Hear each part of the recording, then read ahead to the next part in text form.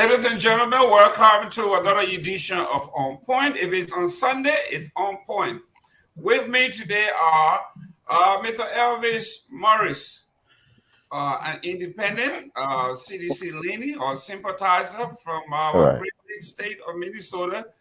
And with me is the diehard, unapologetic Morba Kessley, the young people's leader of the ANC. And with me is Mr. Aliyo Kamara, who is beaming. He's smiling. He will tell us whether the UP score a goal or miss the penalty. Ladies and gentlemen, it's going to be great. The topics are enticing. We will ask you to come and make comments. We have a telephone number there you can call. You can also call Mr. Aliyo Kamara directly. You can call Kessley directly. You can call Morris. Either way, we'll get going. Ladies and gentlemen, we are here. Mr. Morris, you are the neutral guy here to some degree. You call it as you see it. Introduce yourself. Yeah.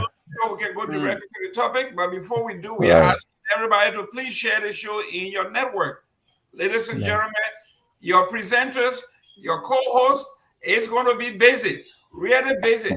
Elvis, take it over Yes. from Yes. Thank you, Mr. Gayman, and thank you to Marva and Mr. Ali Kamara for being on the show today. Quickly, I want to say I am slightly leaning CDC, especially George. We are sympathizer. I think what's been going on this last couple of weeks, or even just the last week, has been so exciting, but at the same time disappointing.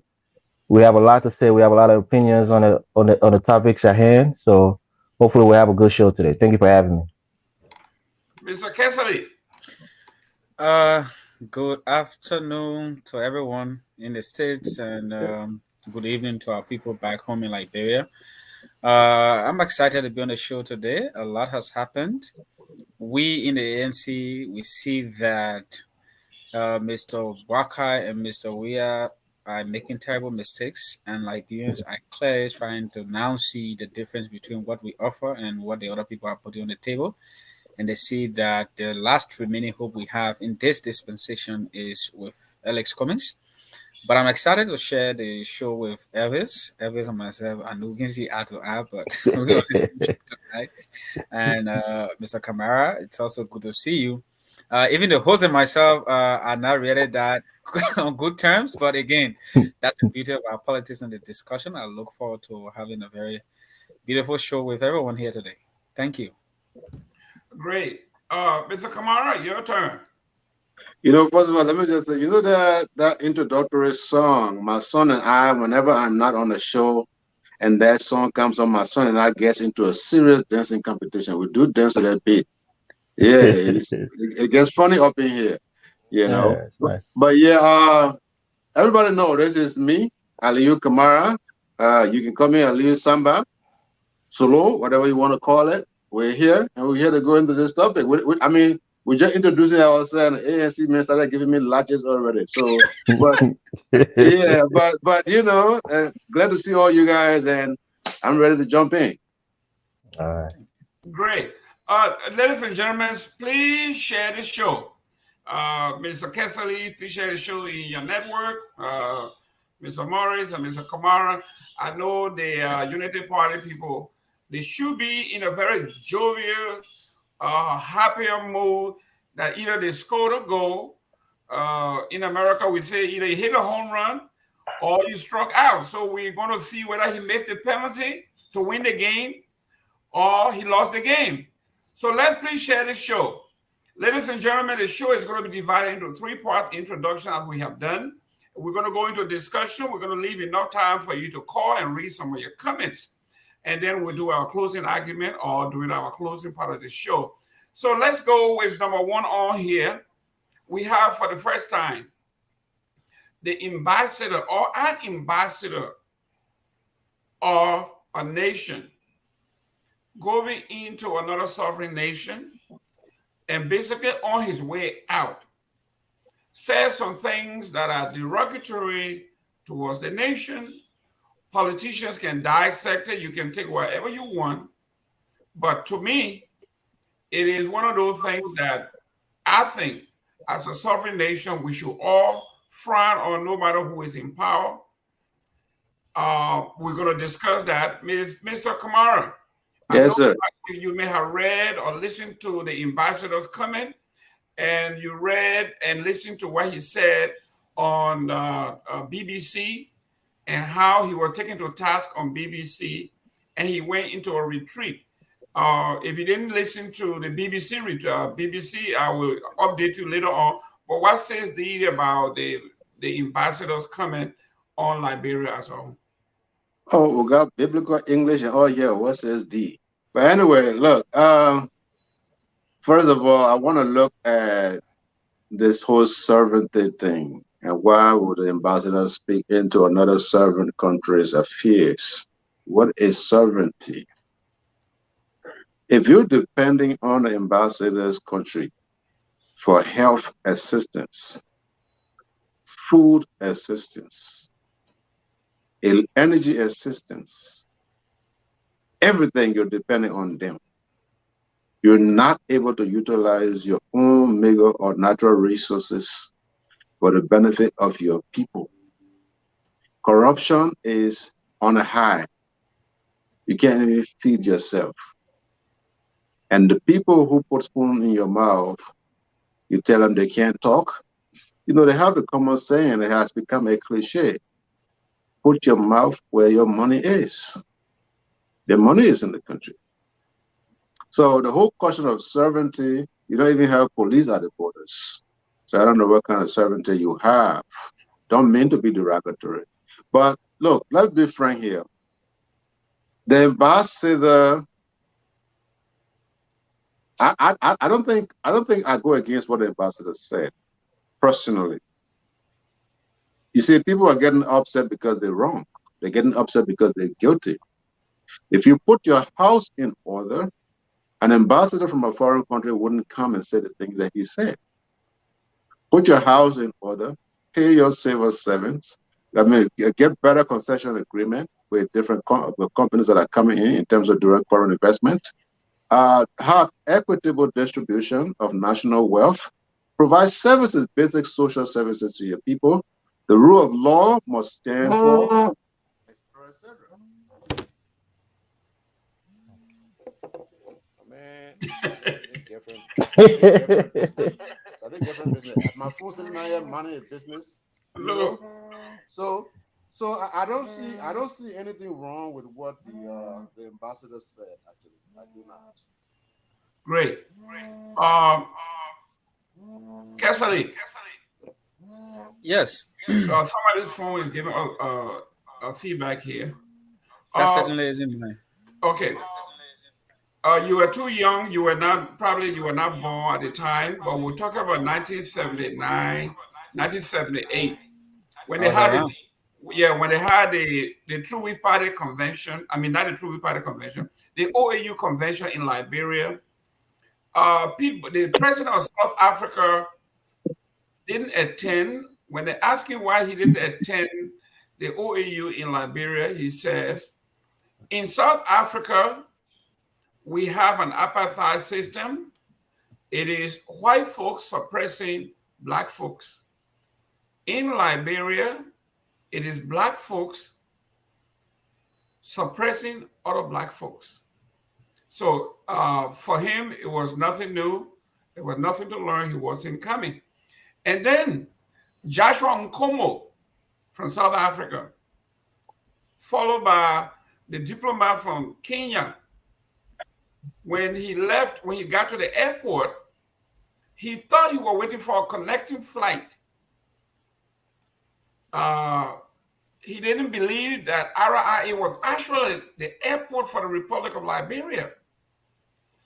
And in that interview, he says, when we assembled and saw the foreign minister from the Republic of Liberia, Honorable Salsa Dennis, the way he dressed, the way he talked, the way he carried himself, I thought Monrovia or Liberia would have been a different place. So now, fast forward to 2023, Another diplomat is telling, before that, another diplomat said our city was dirty and nasty, dirtiest city. And then forward to 2023, another ambassador said he went outside of Monrovia. All it took was to just leave the city limit of Monrovia to see abject poverty and neglect. Was he factual? Should he have bitten his tongue like diplomats do? Or you think this was warranted? Uh, the picture Ambassador McCarthy painted in his statement is unfortunately the case in Liberia. And some of the things he said in that statement cannot be wholly and solely placed on the feet of the Joshua led government. Some have been practices we've seen throughout the governance structure of Liberia, things that have happened repeatedly. It is rather unfortunate that our people keep experiencing bad governance and misrule from one regime to another. Under Mrs. Salif, the fact that budgetary allocations were made and did not reach some of those government hospitals happened, up to and including uh, 2017.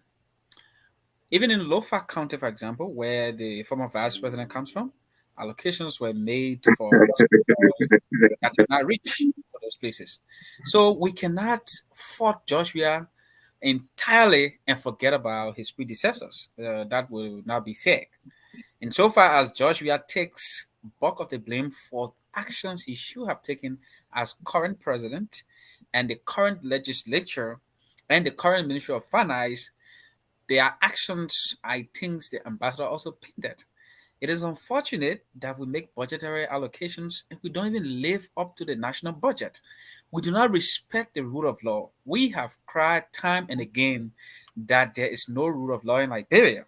And what the ambassador talked about the allocation of $60 million has not been able to reach our people. $60 million, sorry, to the legislature while the health sector is struggling.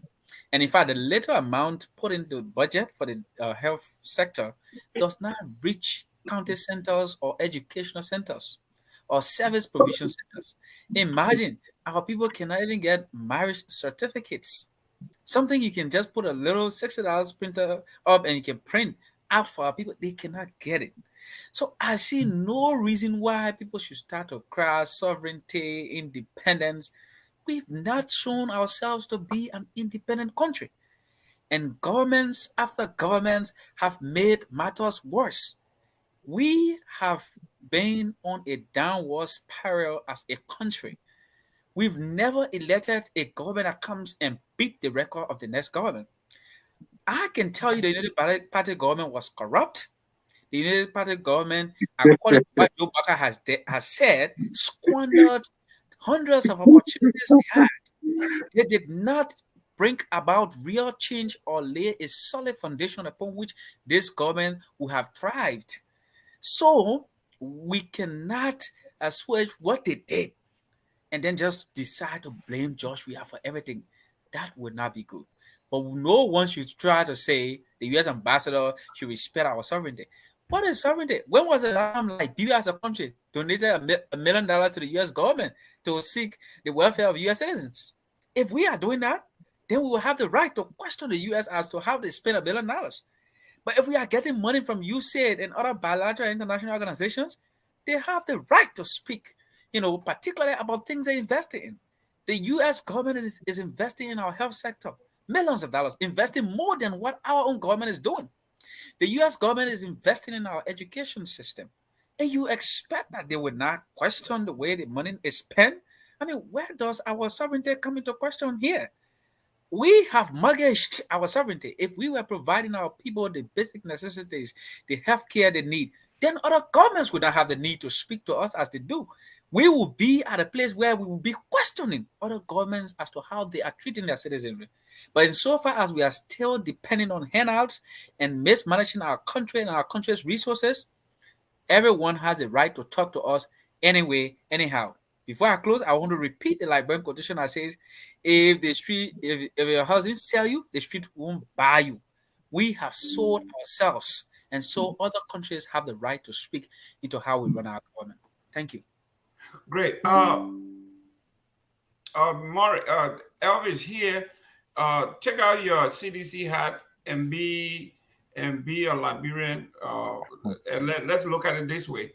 One of the interview on BBC, the journalist Esau took the ambassador to task and say, "Mr. Ambassador, these kind of derogatory comments you are making." He says, "I am sure you couldn't make this comment about the United States in the US. There's a lot of crime going on in the United States. There's a lot of corruption. There's all of this. You wouldn't have made that. And you were in Paris. You wouldn't have said that to the French government. In any Western country, you wouldn't have done this. Why would you do this to a country that maybe you consider a third world?" And he admitted, he said, "I agree with you." He said, "But also in the West, though the media institution wouldn't even pick up that and print it because they will see it as against the national sovereignty. But the press in Liberia picked it up and they ran with it. Then it shows our special relationship between the United States and Liberia, as though because we have a special relationship, we can treat them any way we want." Uh, It's, does Mr. Cassidy have a point here? As long as we are totally dependent on folks, it doesn't matter how loud we scream, they will keep kicking us around until we finally get this message and say, "You know what? Keep your money. We will do the best we can to make do with what we have." you know, Kessler said a lot of good things, but disagree with him on one point, and that is being the last point that he made, that since we're dependent on these countries, thereby they have the rights, the right to talk to us anyhow. Disagree with that. Diplomacy is about fostering better relationships, with other countries. And this rhetoric that this, ambassador who was appointed by Donald Trump, and those of us who live in America, we know Donald Trump, his stance on Africa, he called our countries, S-holes countries. They have very low, regard for African countries. So this is a guy who was appointed by Trump. And ambassadors are almost a direct representative of the president to their respective nations that they're in. So for me, he was undiplomatic. No doubt about it. You don't do that to a sovereign country. Even if there's something wrong, you go through the corridors, you know, of government officials and those who have the ability to change certain things before you go in public and speak about these things, especially, you know, things that's been going on in our country for maybe over 100 years, problems that we've been, facing that we haven't had the ability to solve. And true, other things are true when it comes to corruption and, like, Marba was saying, in terms of, allocating money to the local governments and delivering services. Those are things we struggle with, especially since after the war. So we know this, but to come and push it in our face and almost insult us with our challenges is undiplomatic. And I think he feels the freedom to say that now because he knows he's going back. He's being recalled. So for me, also, this is a reflection on Biden. It shows that he has no great plans for Liberia, because our ambassador is an integral part of our foreign policies in America. Who we send to a country let us know how seriously we take that country. If it's somebody who has a long record of diplomacy, and who has the ability to get things done, then that country is high on the list of priorities for the United States. And when Biden came, he just said, "Well, you can stay there, even though you come from somebody who I've, diametrically opposed to in terms of our foreign policies, but I don't care. You can stay there." So that says a lot about the Biden administration, in my eyes, that they don't really hold Liberia in any kind of serious, regard, that their foreign policy will be crafted and molded, to the best interest of our country. It's not that. So for me, I'm glad that he's going back. Hopefully we get a better ambassador who is going to be more diplomatic and can talk to the issues, and give us opportunities to improve ourselves, rather than trying to berate us, with lip service. It's quite, embarrassing and Can I ask and Elvis a quick question? disrespectful. I would use that word. Go ahead, Marba. You are muted, Joe. Yeah, go ahead. So, Elvis, kindly tell me if what the ambassador said as an ambassador hurts you more than the actual suffering he painted in his statement that our people are going through. Moba, that's not the case here. No, We I know want you to these things. tell us if No, what he hold on, hold painted on, hold on, it hold on. hurts more than what our Let's people are not going through. let's not let's not virtue signal. We know our country is a poor country. We know we're dealing with massive poverty in Liberia. We know that. That's a fact. But this person is a diplomat. You can't be a medical doctor and then divulge, health records of your patients. It's unethical. You can lose your license for it. Elvis, So being a diplomat, no, having no, other hold on, hold countries on. calling Putin, Just for the example, a act war of criminal. just the fact that he's a diplomat means that he went outside of his scope. You're not Having supposed to other say these countries things calling Putin a as a war criminal. diplomat. Answer that. I mean, this we operate in a global community.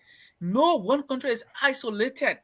When you do things that violate the rights of your own citizens, other people will speak out. Look, we don't respect our citizens and we expect other people to respect us. That is not It's going to bad. happen. It's bad If you as a governance. father can respect It's your bad children, you governance. It, respect them. it happens in this very country that you're in, Moba. It happens here. Those underprivileged communities where a lot of black people live is Mhm. underdeveloped. The roads are not paved. The police system is not working for them. There's less job opportunities. So there's inequality in the United States, especially when you go into more urban areas where a lot of black people and minorities live. So that same statement could be said for the United States. So my point is, it But was Mr. undiplomatic. Well, go ahead, Mr. Gaiman. Yeah, Elvis, let's be frank here, okay? Uh, 1 minute, Mr. Kamara, could you bring your camera down a little bit? Your head is cut in half there. Up. I would say up. Bring it Oh, up a yeah, little carry bit. it up a Oh, little you bit. know about see your face? We see your face. Is that all right? There Yeah, you that's good. go. Yeah. So, Okay. so here we are. Listen, as a patriotic Liberian, we can stand on our laurel and say because of patriotism, or we need to look this elephant in the eye and speak to it and say this is what's happening. Let's look at what he's talking about.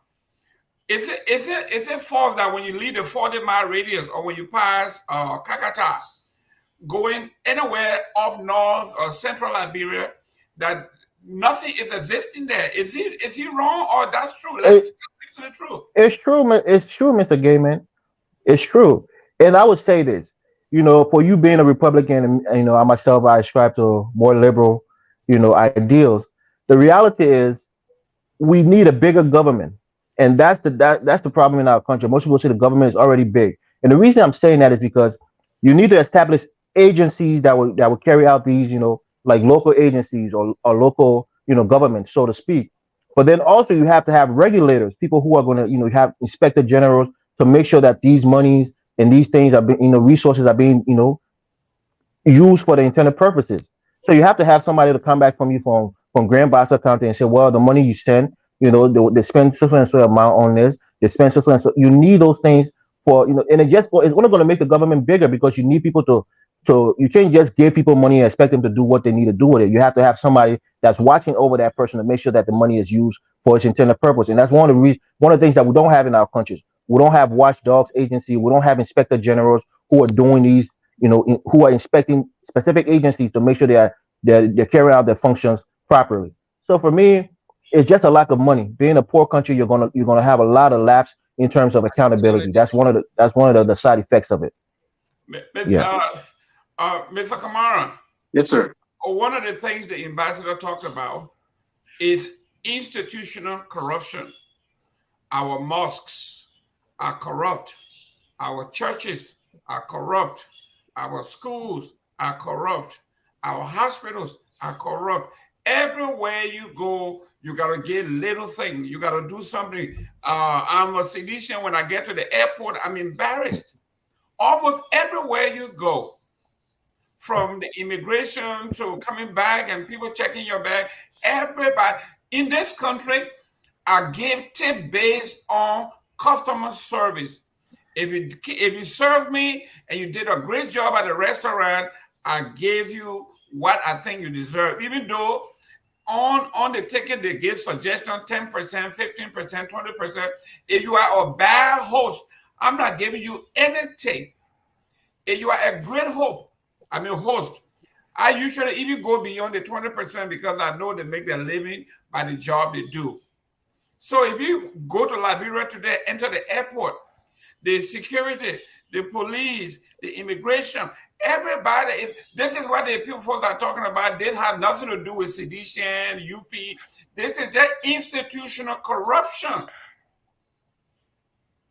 Yes, sir. But let me clarify some things here. Like a senior man once told me, he said the things that people talk about are things that I lived, but usually they're talking about what they read. By the way, let me just say the truth can be uncomfortable. When people say that prior governments weren't doing well, and this thing is not only George Weah, and apparently they've only been reading. We lived it. I lived in a town called Jacobs Town in Timor District, compound number 1, where my grandfather was paramount chief. That's our town. And in that village, there's no road to that village. You have to use the river, you have to use canoe. So all of the villages nearby that village was the central village, or they call it a town, to all the other villages where the paramount chief was, and clown chief was, pretty much the district headquarters. And even in that village, they had government medical services. Now we had things they call medical officers. They all had that Yamaha motorcycle, the yellow one. Mr. Gilmer can attest to that. The yellow ones. And there was at no time in the village. I'm talking about in the village where no motor car or vehicle would go. There was no time where the people were out of drugs. These were the 80s. Comparing serious government or people with common sense to George Weah government, I find that to be insulting. Another statement Mova just threw around here, talking about, during the time of Ellen, social development funds were allocated for, but it was never given. Who told you that? Who told you that, Mova? Every single dollar that was allocated for the different counties were given to the counties through the superintendent and the representatives and the senators of that county. I note that as we speak, matters still under Ellen Johnson government did not owe people of Nimba County. People of Nimba County always got their money. So let us just speak what we know and just stop throwing stuff because it's political season. Let's not compare any prior government to George Weah government. But Mr. Gilman, look, the Tim, truth. what are we going to be using to measure the George Weah government's The performance? truth. No, but we're not measuring George Weah government. We're talking about the ambassador's speech. The No. truth. The truth. You You can't It's a narrow down what I reflection. said. you just attack the man on the It previous casts government, expressions on the and government. you don't want him to go there. But let me land. Let me Okay. land. Uh-huh. You asked the man about the ambassador. I You hope talk the about, boss will give me a chance to respond to Go your ahead. statements. you asked the man a question about ambassador and BBC and statement. The man went straight to Joseph Boakai. So, but my point here is there's nothing the ambassador said that is not true. The truth should be told. It doesn't matter who tells the truth. What is the issue here, Mr. Goodman? No, it does. It does matter, Mr. Kamara.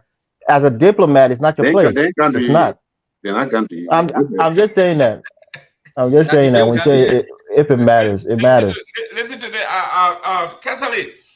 Yes. Why you responding to this man said every time, I don't know what position he held in the Ellen government, but he doesn't even know because his own Joseph Boakai said they squandered 17.5 billion. Listen, Mr. Cassidy, do you know what billion is? In 12 years, Ellen Johnson squandered 17.5 billion, almost 20 billion. We are talking about Liberia now. Like the present budget 700 million. And these people squander almost $20 billion in 12 years. He said, I don't even want to go ahead. Let me counter the man. Since he thinks I don't have the right to question JMB, I would narrow it down to JMB office as vice president. but we're not talking about JMB. That's the I would narrow it down to JMB office. Joseph Boakai was running the whole group of 77 under Ellen's government. How many times did people not cry that they were not receiving the funds that were allotted for their offices when Baga was sitting over that fund? You know how many people died because of the fact that they could not get the fundings that were required for them? Okay, let's forget about that. Let's go to Lofa County. Joseph Baga received $23 million on behalf of the Liberian All this government. one has to do with ambassador. No, yes, I'm trying to know what I'm trying to do here is I'm like, let me open my window, man. Let me open my window. there's a correlation between what is happening now and what happened in the past. You can't be talking about George Weah and what has happened today, for example, and then just forget about what other people did yesterday. Now, some of the things he mentioned are age-old problems. We have Mr. Ambassador Bakai, for example, $23 million of the Libyan fund that came for us to run agriculture in Lofa County went down the drain. What impact did that money make on the livelihood of our people? I mean, look, we cannot try to say that Josh Weah should be beaten, he should be looked at today for what the ambassador said, and forget about people who did the similar things in the past. If you want to question Josh Weah, it is fine. We all should lambast the Josh Weah-led administration if they do something bad. If they have failed to perform, if they fail to live up to the social contract they signed with the Liberian people. But if there are governments in time past that did similar things or worse, we should also point it out. Because look, the only way we can have the means to address the problems we have today is when we sit down, look at what happened yesterday, what is happening today, and find a solution to those issues. A lot of people have ideas about how we can change our governance structure, how we can make sure our systems work. What is happening with funds that have been allotted in the national budget not reaching to our people down in the lower counties? See the education in Liberia.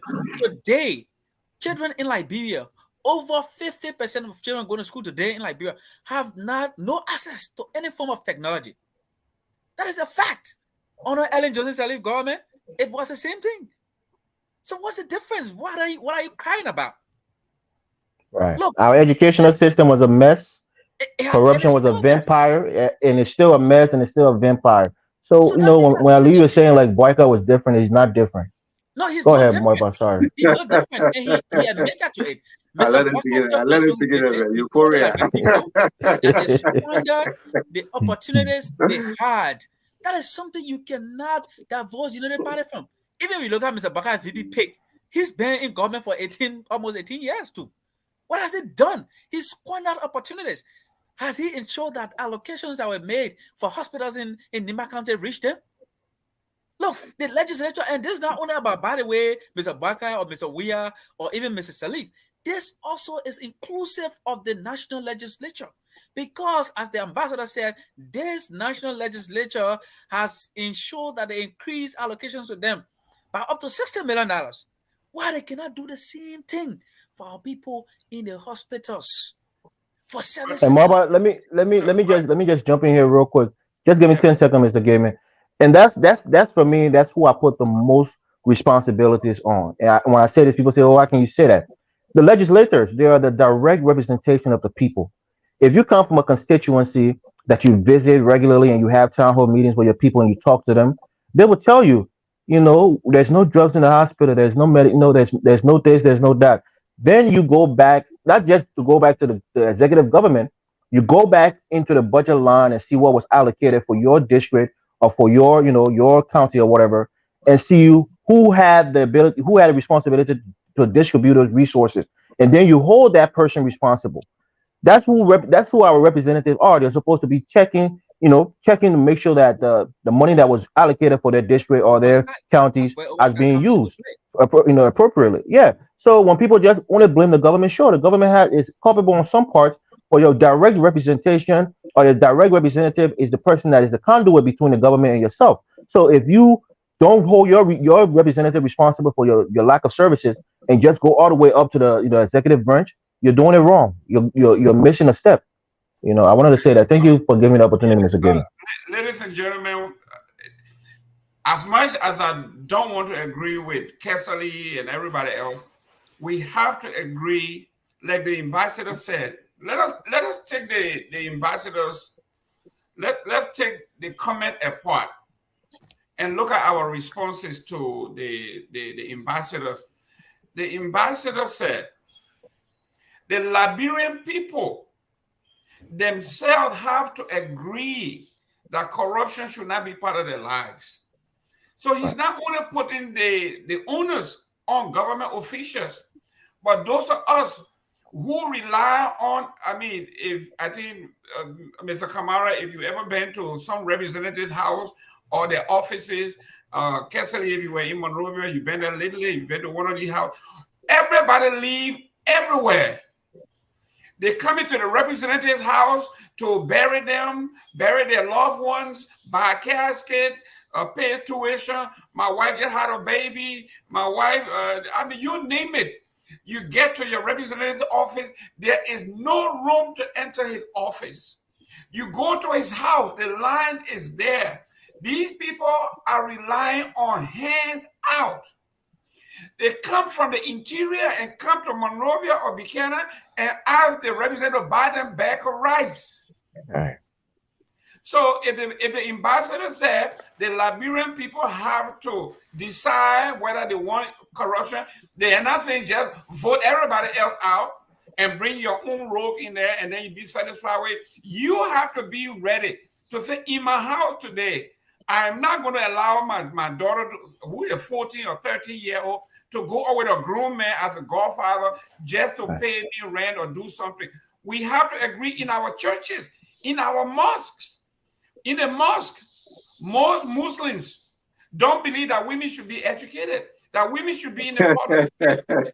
In the churches, there are men and women there who believe that a certain role belongs to only men. So this is deep, and this is what the man said. It is religiously set into our culture. Okay, it was in our culture already. Now we're using religion to solidify it. And when you talk about it, the Muslims don't want to talk about it. The Christians don't want to talk about it. Nobody want to talk. It's outside of their church and the mosque. The corruption is deeply in our culture, in our zobuches, in our churches, in our mosques, in our homes. We all did civic. No, I ask a question now. You're taking whole I'm asking you are in denial. You are in denial. You are saying what this man is saying is not true.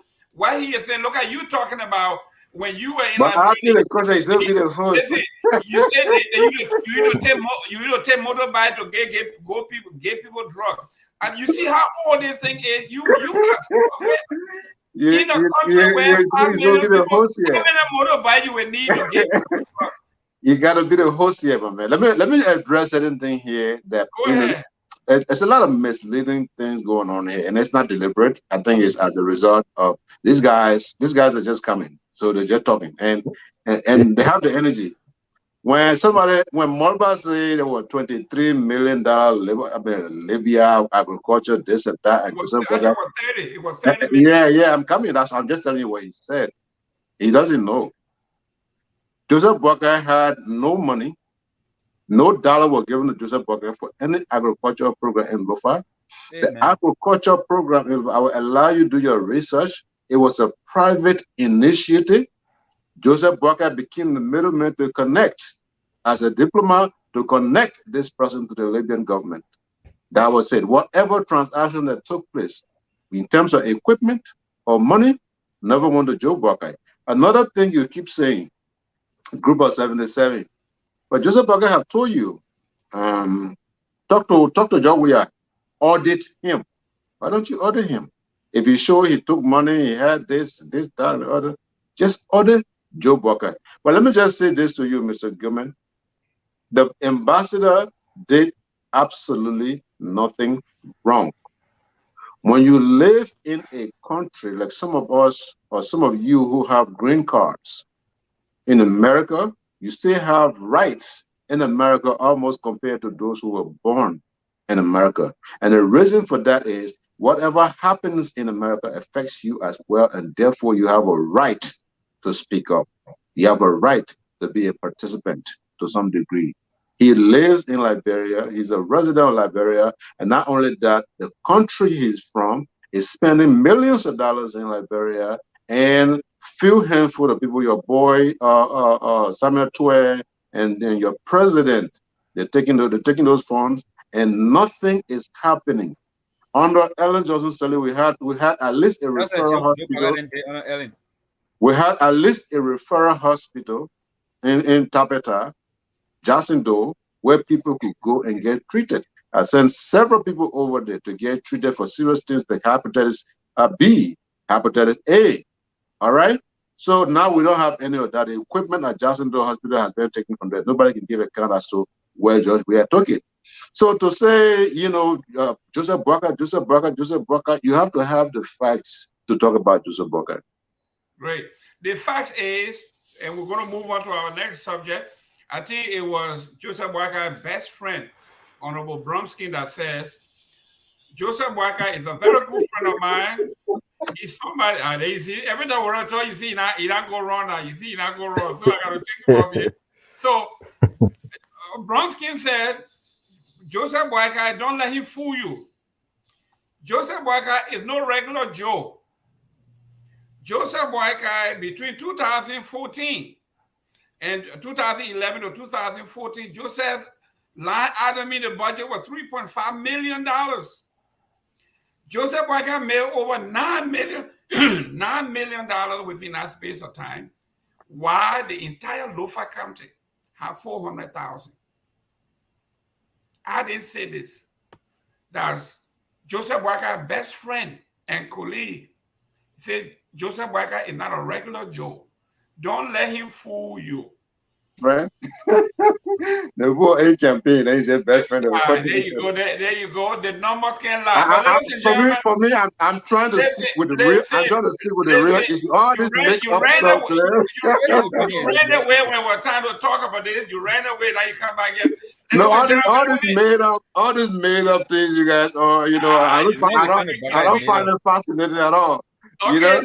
let me recognize a few folks here. Say Ali. Sis Glenn Jr., thank you for tuning in. Mobapo, Tiaguba, Otelo Nance, Sarah Smith. Man, you guys are doing well. Following the program, we're going to read a lot of your comment. Emmanuel Jackson, Actual Factual. Then we got Has Cunning. I don't know whether these are real names, but we'll call you anyway. Thank you very much. Sam Waller, as usual, you always here. Francis Wilson. Then we got Mike, Colocopa, Sandy. We have all the ANC people. We got Paul Puajebo. Thank you for tuning in. Ladies and gentlemen, we are going to go to the second topic on here. We are in a political season. It's hot over here. You see, Aliu Kamara doesn't like to sit around when the heat is on. He don't go to get water or all of that.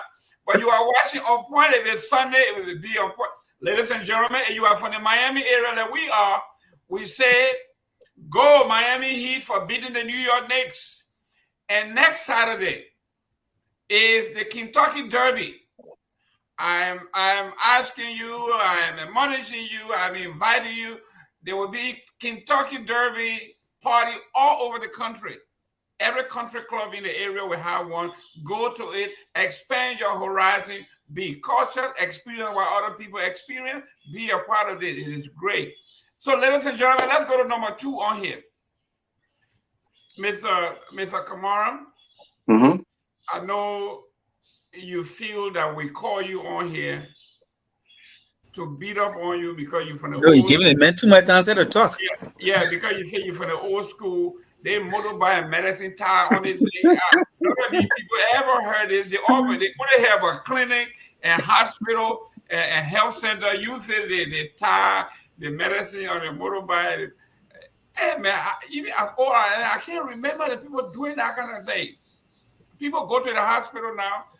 You are saying we should tie the medicine on horseback. I did not say that. What I'm trying to tell you is, you built upon the foundation you have. You can't break it down. At least they have motorcycles to go into villages where there were no roads.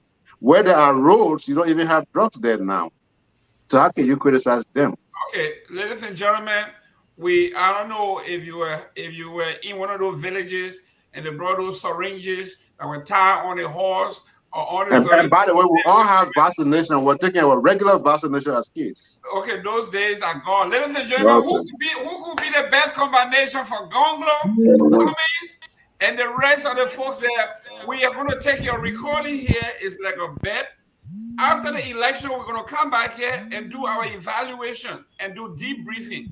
Which one of these analysts had a great idea on what should be or who should be the best combination to win an election in Liberia? We're going to come back here and we're gonna have them. I know, Mr. Kamara, you are at a disadvantage here. We're going to come to you later on. Mr. What makes me Kesley, a disadvantage? eh?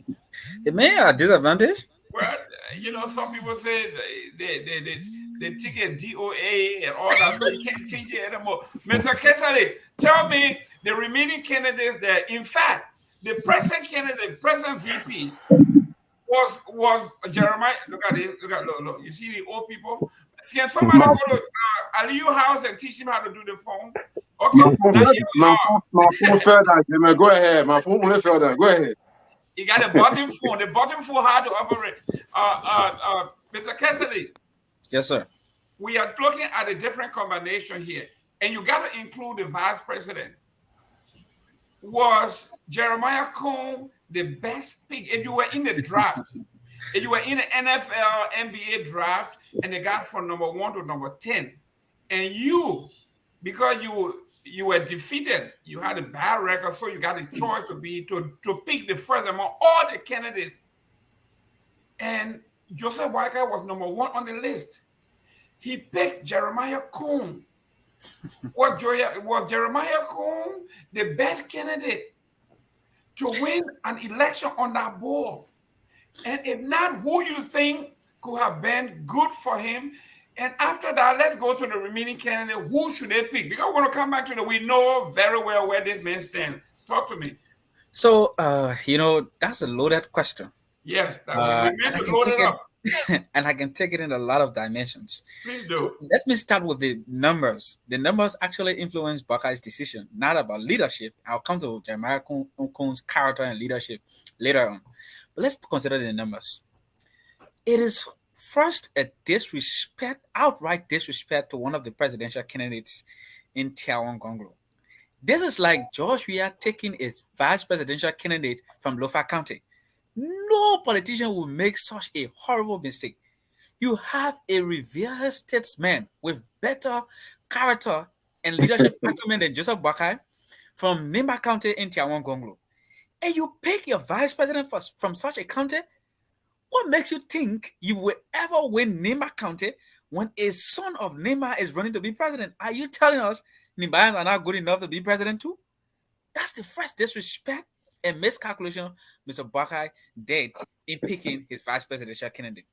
And for any reason he really needed a Nimbayan, he should have convinced Tiawan to go to him as a running mate because Tiawan got better leadership understanding than even he, Mr. Buckeye. But maybe because of age, you will say, okay, let Tiawan be the vice president. That's great. Tiawan represents some level of change. Tiawan represents something different. But what does Cohn bring to the table? According to Henry Costa, he intimated and indicated to the Liberian people that Jeremiah Cohn is a boyo. What that simply means in Liberian terms is that Jeremiah Cohn extracts human body parts and sells outside to the world to make money. That's how, according to Costa, Jeremiah Cohn earns his living. And one of the lead drivers to Buckeye picking Tiawan Gonglo was that, not Tiawan, Jeremiah Cohn, was that Jeremiah Cohn was going to come and give him money. He's talking about blood money here. Let's look at the political godfather of Jeremiah Cohn, Prince Johnson. Buckeye and Mr. Cohn were so embarrassed with Prince Johnson that they could not put him closer to the ticket on the platform on the day they had a program because Prince Johnson, according to them, tints their character. But yet still, you pick a son of Mr. Johnson and made him your vice presidential candidate. Today, you don't even want to be seen publicly with Prince Johnson. On that same day, you saw what Prince Johnson did. He came and insulted a lady, insulted an entire county. That is ridiculous. That shows you how they pick of Mr. Buckeye is an excess baggage and the greatest mistake he ever made. No serious person will look at Jeremiah Kuhn and say he's the best fit. What Buckeye has done is to remove himself from the limelight. This race has automatically been open between the CDC and the CPP or ANC. That is what we have to do. United Party is no longer our focus. All we have to do is to tell our people if they love their sons and their daughters, they should not go behind United Party because Buckeye also admitted in his statement that people will not be getting missing. So what is he indicating in a softer way? Is he telling us that he knows the person who has been responsible for people getting missing in Liberia? That He is will not control Jeremiah Kuhn. He will it control him. was in his statement. He will not be killing people. It was in his statement that people getting missing will reduce. So does Baka know what we do not know? Look, my people, we have a lot of questions to ask Omen Baka and his vice presidential candidate. Mr. Kuhn does not represent integrity. He cannot even own up to his family in the public. He could not Right, even name his own children. He could not even name his wife. What are we right. talking about, people? Those are some of the charges we have against Mr. Weah. Those are some of the things we lambast at Mr. Weah for. Mr. Gamer, you know, every day you and myself arguing here, we're debating, and I'm talking about what Joshua is doing and Joshua's character. If we want something different, why are we bringing something that is worse than what Joshua already is? Then Man, where is the Another change? playboy. Another Where is the change? womanizer. Look, this is despicable mistake. And also look at the betrayer. Waka has demonstrated that he lacks no leadership credential and understanding. You're talking about a man who been in politics for over 40 years. He could not even manage two other political leaders. See what Waka has done. Look at his track record. He was in United Party. He split the United Party when he became Senate. You saw what they did to Ellen Johnson Sirleaf. Went after Ellen viciously and expelled the woman from her own party. Later on, he went back and begged Ellen. we're That talking is about the that type fake of here. leadership. That fake they're talking about. Let's come to CBP. I'm coming back. Give me a chance. Let's come to CBP. They Wakato over the CBP, the entire CBP disintegrated. And what happened? He took two CBP standard bearers with him, Yumli Kanga Lawrence and Bernard Ayure. To announce his vice presidential candidate, he lost those two political leaders. Are we going to take a man who is only good at splitting people and causing division and betraying people? My people, open your eyes. Barker has demonstrated beyond every measure that he's not fit for the Liberian presidency by his pick of Jeremiah Kuhn to be his vice president, and we must stand up tall against their ticket. Thank you very much. Yeah, but Mr. Cathy, real quick, who would have been a better pick for Joseph Boykai? Okay, since he picked someone from Nima County, I will go to Nima County. He will have picked Tiawan Gonglo. Tiawan Gonglo represents change. Tiawan Gonglo represents fresh idea. Tiawan Gonglo has integrity, which is very important and lacking in our leadership, because you can never fight corruption in Liberia if you do not have the integrity to stand up to corruption. Kuhn is a businessman. If someone is accused of selling him a parts, you think he's not capable of selling Liberia? He can sell our country in a blink. And selling Liberia does not mean literally or physically taking Liberia and selling it, but you can market our little resources we have already. We already crying. We were lambasting Joy Howard Taylor recently for taking money from a concession company. And you're talking about a Kuhn who is accused of selling human parts? Mr. What more Elvis. we cannot do? Elvis. Yes. We are looking at, did Joseph Boykai score the winning goal here, or he made the goal? Wow. With this pick. And who could have been a better pick? I would say, Mr. Gayman, you know, in terms of a football reference, you know, it's a corner kick right now. The ball, they just place the ball at the corner to kick it in. This could be a wonderful pick, to be honest with you. And I can be independent of my thoughts. It would be a wonderful pick if Yombli Kanga Lawrence was 100% behind Boyka. Thereby, you have some stronghold in Nimba, you have a stronghold in Grand Bassa. But if she's unset, dissatisfied with the pick, which it seems like she is, you're just doing the math, doing the calculation. No one group is a monolith, meaning no one group is going to vote for one person 100%. Of course not. But the Bassa people are the second largest ethnic group in Liberia. They constitute about 20% of the population. If you go to Nimba, the Ma and Don people both make up about 8% of the population if you put them together. That's that's less than just one ethnic group, which is the Bassa ethnic group, which Prince Johnson now is trying to lambast and be divisive in his rhetoric towards this woman and the Bassa people. That's not going to bode well for Boyka. So, like I always say, just winning Nimba and winning Lofa, it's not going to get you the presidency. You need the Pella belt. You need Grand Bassa County, and of course, if you can get both Grand Bassa, Bon County, and Nimba, you're sitting pretty. But right now, he's most likely going to lose Bon County. He's most likely going to lose Grand Bassa County. So for me, I would say his best pick would have been Yombi Kanga Lawrence. The reason I say that is because one, it shows some level of loyalty. He's talking about loyalty in regards to Jeremiah Kuhn, that he's not perfect, but he's loyal. It shows some level of loyalty. This is a woman who went against her own political party because she strongly believed you're the best candidate for the country, and she supported you no matter what.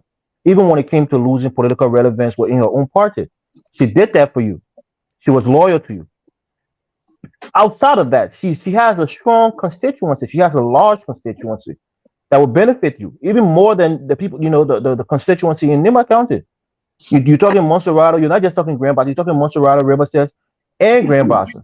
Well, all the Bassa people out there, they will have some sympathy towards a Bassa woman becoming vice president. No doubt about it. We don't like to say it, but it's a fact.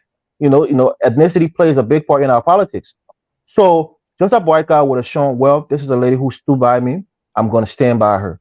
You know, you can then go and negotiate with other political parties like the CDC did with Prince Johnson and get that support for whatever amount of money it's going to take you to gain his support. Get it, but show some level of loyalty by going with somebody who put it all on the line for you, and he didn't do that. So for me, I think Boyka and Yombly would have been a formidable, ticket, and I think a lot of people want to see somebody from the Bassa ethnic group ascend to that level of power, whether the vice presidency or the presidency. And I think Boyka missed an opportunity. We've had two vice presidents from Nima County, two sons of Nimba. You had Doclier, you had the Pape, what they call him, Moshe Zebla. So it's not something that's going to be a first in the country's history. So that was a bad pick. And then in terms of Cummings, when we talk about Gonglo, I mean, we have to understand you can't make a man do what he doesn't want to do. So maybe Boyka reached out to Gonglo and he just didn't want to go as his vice president. You don't know that. But in terms of Cummings, I think Cummings now should really go after Yombly. He's already in collaboration with her political party. He can mend fences with her and Billete and bring her back into the fold. It can almost be like a homecoming. Oh, the prodigal daughter returns. Back home to the Liberty Party, and he can gain a stronghold in Grand Bassa County. So if he can't get Yombly, he should strongly go after Gonglo. I mean, I think these are the two best, outside of the people who've already picked their candidates. Gonglo and Kanga Lawrence are the two best, candidates out there that Mr. Cummings can go after.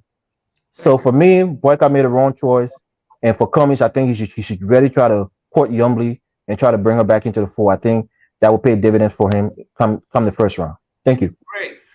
Mr. Kamara, right after our jingle, we'll be coming to you. I know you got a whole lot to respond to because the beating you taking today, I didn't see it early time. Hello and welcome to Focus on Liberia. For education, information, culture, entertainment, and overall wide variety of programs, tune in to Focus on Liberia, the best in Liberian diaspora television.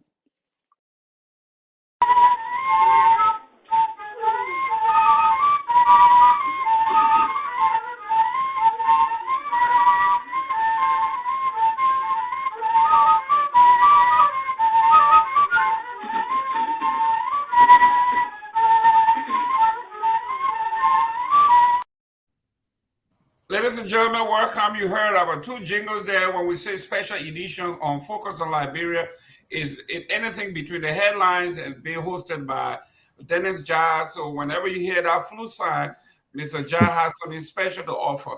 Uh, Okay. Ladies and gentlemen, we have today our great panelists here. We'll have time for you to call. You can find it. You can see the numbers over there. 772-940-2871, or you can call one of the panelists directly and they will bring you on. Mr. Kamara, Yes, sir. I know you are sitting in a very, very hot seat. Tell me why you think this particular pick of Jeremiah Kuhn was the best among the choices that you had. You know, look, we know firsthand that Mr. Cummins has been lobbying. Let me just say, he's been hustling Jeremiah Kuhn for months. He has been trying to get Jeremiah Kuhn on his side. If Jeremiah Kuhn had gone on the side of Mr. Cummins, Mr. Kessler here would have been here promoting Jeremiah Kuhn. Jeremiah Kuhn would not be the human being seller by that time. Because Joseph Walker won the day, so Jeremiah Kuhn is a human seller. Imagine we persecute everyone. Henry Costa. You should say that. Imagine if we persecute everyone who has been called out of their name. We will not have enough prison or penitentiary for people, for the amount of inmates that will be required to occupy those places. I'm not going to go into allegations that are unfounded, but what I can tell you is we believe in Honorable Numa. We believe in his pick. The Liberian people, as you saw with your bare eyes, have endorsed that team, Rescue 1 and Rescue 2. And the rescue mission is on course, is well on the way. I can also make it clear here tonight, this is an announcement, or you may call it breaking news if you prefer. I can also tell you here tonight that Yombli Kanga is on board. Henry Costa is on board. Mr. Benin is on board. What happened was a quick shock. It was emotionally difficult for them to handle at that particular moment. But after consultations and meetings, they have realized that there was no need to take the boat more than halfway the river and then jump off of it. It wouldn't go well for them and even the boat itself. So the best thing to do is for them to get on board, to stay on board the boat and keep on moving. The rescue mission is in tight. Nobody is going anywhere. We understand the propaganda. We know ANC is doing everything in its power to exploit the misunderstanding. But I got something for you. We have given them Huawei, and the rescue mission is on course. They may even know what happened in Liberia. Mr. Right. Kamara, I mean, I don't even know where you can make that inference. I mean, well, Young Tonga didn't show up to the thing. She hasn't made any statements regarding the pick. How can you say she's on board, Mr. Kessler? I'm Mr. Kamara. I'm telling you, I'm Mr. telling you, Elvis, Let me give the man the breaking news. The listen, breaking news Cassidy, is Cassidy, Mr. 1 minute. Lawrence put Omen Cassidy. JMB out of our yard today. Cassidy, Right. Cassidy, 1 minute. Someone say here, according to them in Liberia, Joseph Walker got a red card. What you think about that? His pick was so bad. Every out of the game. That's a red card. And Mr. Kamara, this he got a red card. What do you think? Hey, I said go to the colors so we heard. Mr. Cassidy, what are the folks? Some of the folks are saying Joseph Walker got a red card for such a terrible decision. I mean, this is not what we say. This is what other people say. Absolutely. I mean, this is like shooting yourself in the leg. How? I mean, for someone who should have some political shrewdness, I mean, it's compare. I want everybody to look at this, right? It's like President George Weah. He don't let the listen to other people when they lambasting him. It's like President George Weah goes to Lofa County and picks his vice president from there, or say Mr. Cummins goes to Lofa County and picks his vice president from Lofa, or you go to Maryland County and say you're picking your vice president. Look, you cannot have a presidential candidate from a particular county owing to how our people have been voting in recent time. You saw how George Weah literally swept the whole southeastern region. You saw the numbers that came from that place. Okay, Omen Boakai in the run of the 2017 election, He lost 14 I'm of the sorry. 15 counties. Tell me the only county he won, Lofa County. If you go and pick a vice presidential candidate from Lofa County, you think the people will relinquish the presidency and go for the vice presidency? Look, Tiawan Gonglo comes from one of the largest ethnic groups in in Nima Taking County. Panadol for somebody You else's headache. cannot, you cannot try to downplay the significance ethnicity and regional heritage brings to our governance structure or to our politics. That is ever present. The Mr. reason Gamer, let's why go to the callers now. unit The time, have partisans we been more than 1 hour now? give me chance back. Give me chance. You're talking, you're not asking for time. I'm talking, and then you'll be distracting me. You insecure if you know you made the right choice. Where that would deal with you. Okay. That record. United partisans in Lofa County, you expect them to say, for example, they have a vice presidential candidate from somewhere else, or Lofans, they have a vice president Ruffians. and a presidential candidate, and they will decide to go for the vice presidential candidate ahead of the presidential candidate. Are you kidding me? Look, if Tiawan Gonglo runs, he will win Nima County landslide. That Let's is wait In and the see. first round. unbreakable. And the only county TWT. Omen Baka stands to win is Lofa TWT. County. Nobody knows it, man. Look, if you go to all the other places, if people know that Omen Baka doesn't even represent the Unity Party today. He's sitting over. You know what he did to Mrs. Salif? It only takes Mrs. Salif one word to say, my people, everyone from Biara, look, the old man is unfortunately ungrateful. Okay. Ellen brought him to limelight, made you VP. He did not contribute a dime to making Ellen But how president. about No. they pick Ellen it? made you VP for 12 years. Mr. Gamer, let me have all get 20 seconds in, please. You Yes. enjoy yourself. You enjoy yourself. You have all the leverages. Today, you still have security and company everywhere because Ellen gave you that privilege. And you cannot even recognize her and say thank you for the opportunity. You expect people to go and vote for such a man? The Liberian people are not stupid. They are seeing what is happening. They are seeing how the woman has betrayed his Emotion and He sentiment has was in betrayed politics. his sisters. He has betrayed Mobile, everything. let me get 20 seconds, please. Yeah, sure, Elvis please, coming, yourself. and after Elvis, we're gonna block. We're gonna give a 15-minute block. If you're willing to call, if you want to call, join the conversation. You can start calling now. You can call Mr. Molobar directly. You can call Mr. Kamara, or you can call the number on the screen. 772-940-2871, and we'll bring you on. Yes, go ahead, Elvis. Thank you. And I want to agree with Mobile on one thing that he said in terms of the lack of leadership that came from the vice president. And I think it's reflective in terms of how things are going right now. He didn't quote, he didn't have everybody on board before he announced this pick. And that's one of the downside of taking so long to announce or to make up your mind. If he would have made up his mind, let's say a couple months ago. You have time now to maybe, smooth everything over with other people, make sure that everybody is on board so that when you announce this pick, it's only going to boost your morale. It's only going to boost your momentum. It's not going to cause a fracture within the political parties or within the people that support you. So it shows a lack of preparation on the vice president side. Show a lack of foresight. He couldn't foresee that this was going to bring fracture between Youngbley and the Ures. That's poor leadership. You should have had everybody on board. Tell them this is the pick. We want you guys to governize around this person. This is who we're going with. Everybody get on board. That would have been the best thing to do. But as we see now, people are dissatisfied. So if a man like Boycott can't have people on board before publicly announcing a decision, let's see if he wins the presidency, how his government is going to be. Maybe you're going to have different sects doing their own thing while, Boycott is on the other side doing his own thing. I'll leave it there. Thank you for giving me my 20 seconds. Thank you for leaving it there. Good, and welcome to Mr. Jimmy Eastman. Mr. Eastman, welcome back. Hello. How you guys been? We've been doing very How you doing, well. Mr. Eastman? Excellent. You're coming from Liberia. You are the man to give us update on that. Yes. And I'm going to hit you right off the bat. There is a great debate going on here. Did Joseph Wagner hit a home run or he struck out? And some people in the comment section say he got a red card.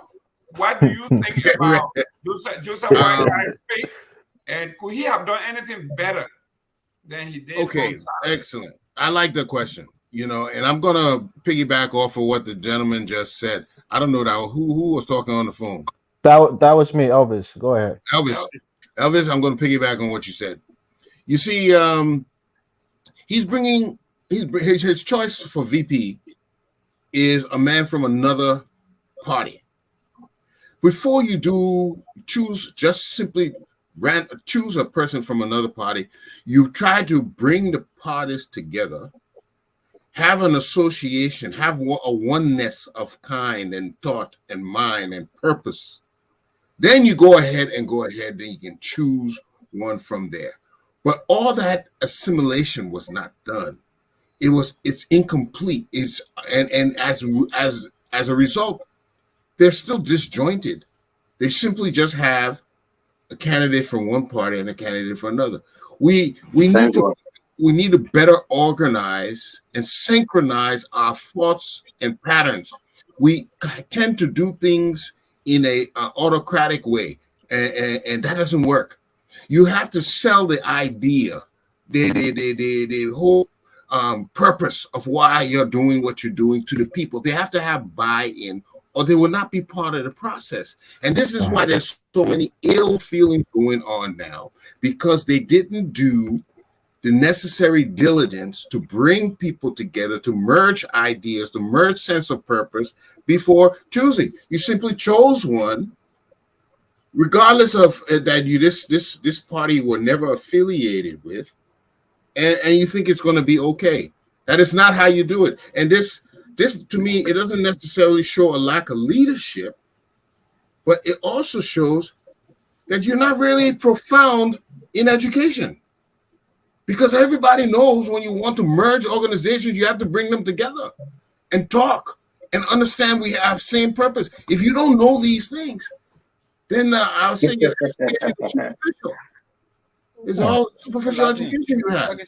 Laughing. So, It's a nervous laugh. That's serious Can I with say the something? government talking about that. Mr. Can I say Eastman, something, please? Mr. Can I say Eastman, something, please? who could have been a better combination? And when if you answer that based on what he have done, you were doing the football analogy where you get a yellow card. Some people say red card right off the bat. So who would have been a better combination for him? Well, from off the bat, you can right away you know that the Liberty Party was split because of a difference in who they supported. Youngly and Kanga and Dylan have supported Buckeye throughout. They have been assimilating themselves with Buckeye. There was association with CPP, everything else. They were there already. And beside that, a choice of Youngly would have brought in more women because women will identify with her. So I believe Youngly would have been a better choice. Now, there may be a strategic benefit of choosing somebody hailing from Nima County, but they didn't do the pre-work that was necessary to do before choosing such a candidate from another party. Just to say this, Mr. Gibbon, if you can give me a second, please. You see, what Mr. Eastman just talked about is the same attitude Mr. Buakai brought to the CPP. Oh, not a single day did Mr. Buakai reach out to Mr. Cummins and say, "Hey, brother, we are in this. Let's work together. Be my VP or you be president or whatever."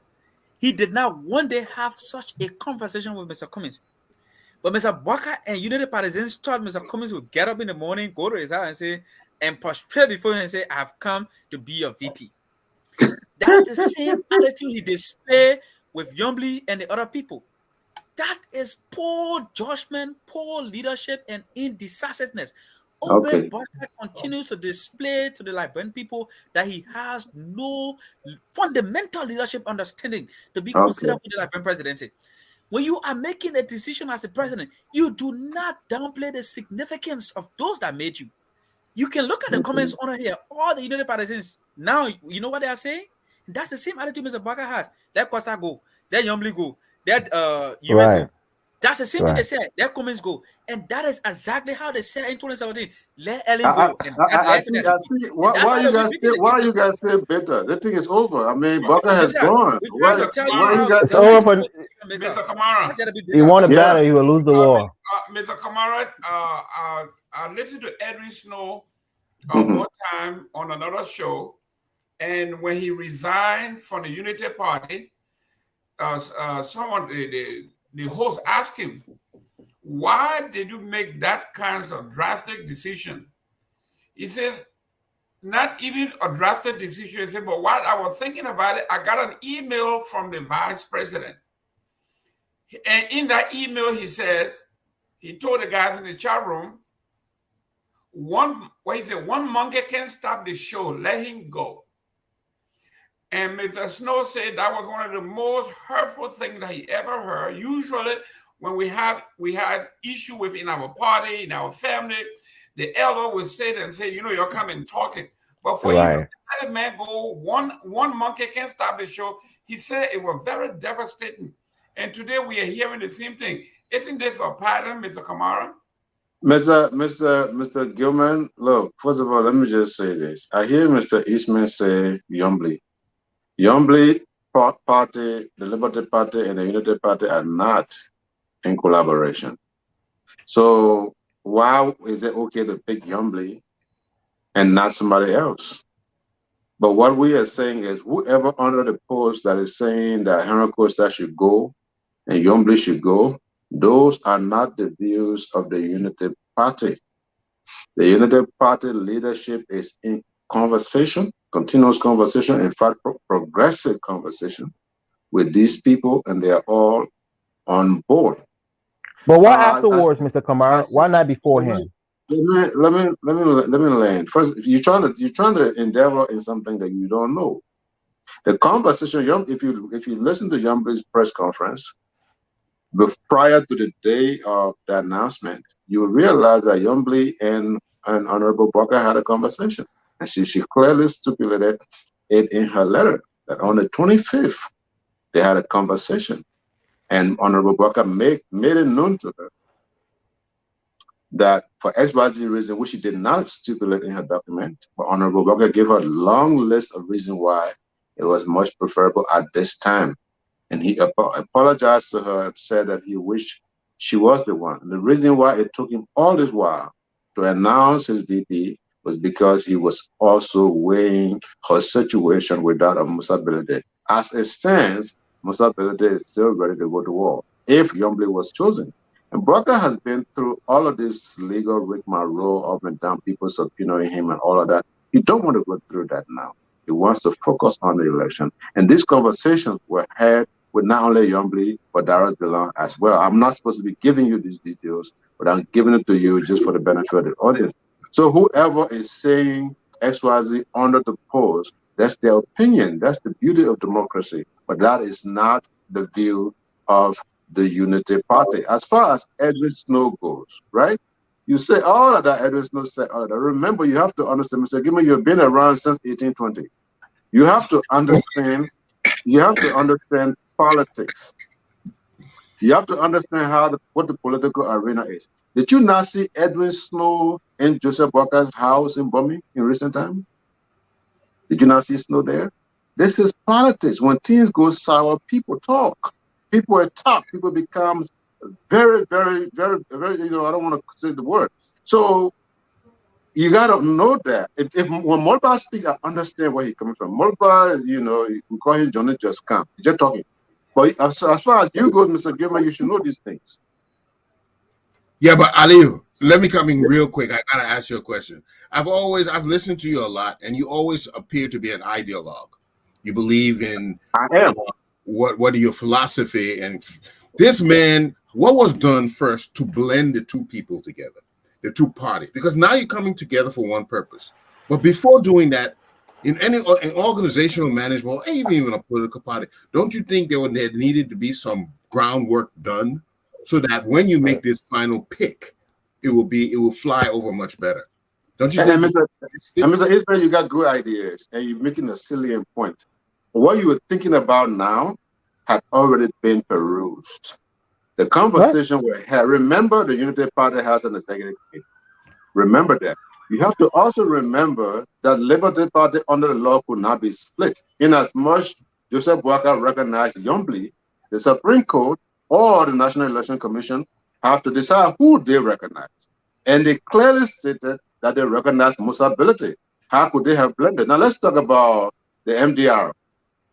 If you had decided to do a collaboration with MDR, then you come to the issue of factions, job distribution. Joseph Boakai does not want that. In fact, Joseph Boakai was one of those during the Cotonou Accord, the Akasumbo Accord. Joseph Boakai opposed those accords because he believed that by dividing government among factions, the war would not end early. And that has been something that he stood for even since during the war. He was against party sharing governments. That's why he only worked with IGNU. After IGNU, all the other government came on, he was invited, he rejected. He did not want to work in those governments until Ellen came.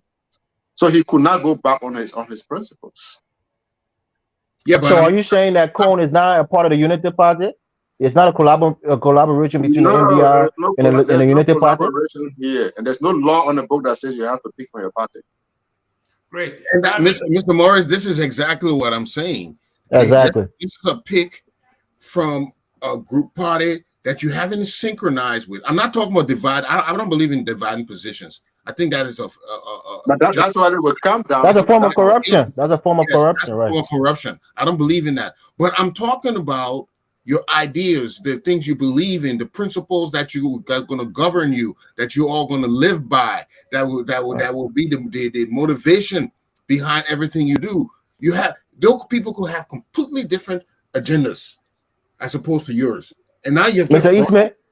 So Mr. Eastman, did you hear what JMB said? He wanted to pick somebody that kind of reflects his his ideals and his ideology, and somebody who is like him in terms of character. But then he said that this man is not an angel. So that is JMB saying he's not a quote unquote clean person, but he's loyal. Is it wartime that the only thing you care about is people who are loyal to you rather than people who have integrity? So loyalty is the only thing that matters to JMB rather than integrity. Come on, man. Let's Mr. Kamara, I'll come right back to you. Ladies and gentlemen, the telephone number is there. You can call if you want to, 772-940-2871, or you can call either one of the panelists and they will bring you on. Mr. Eastman, on another show right after the Rescue 1 and Rescue 2 program, there were some strange things that happened.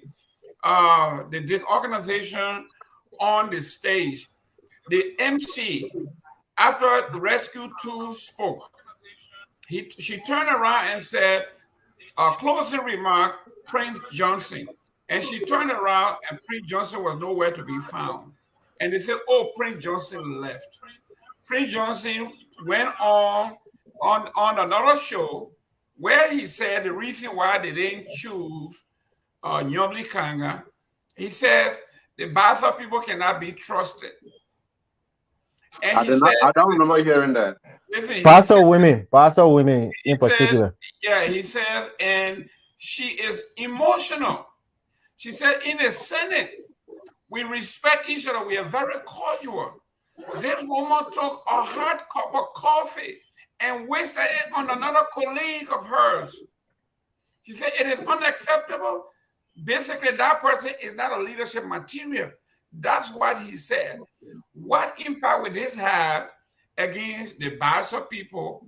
Maybe not only Nyomli Kanga, because he apologized to Nyomli Kanga, but what does this say about the Bassa belt that were being quoted by all of these people?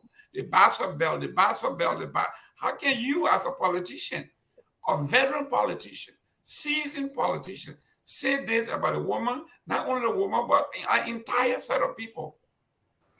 Yeah, I'm glad you brought that point up. Well, if Prince Johnson had a criticism to make about the leadership ability of Yombli, given her past actions and behaviors, he should have gone ahead and done that. But to mention Bassa people as if he's conducted a research to show any validity of that statement He's alienating people. He's also being tribalistic, and he's being divisive. So this is what you're bringing in, and this is a clear example that you're bringing in now.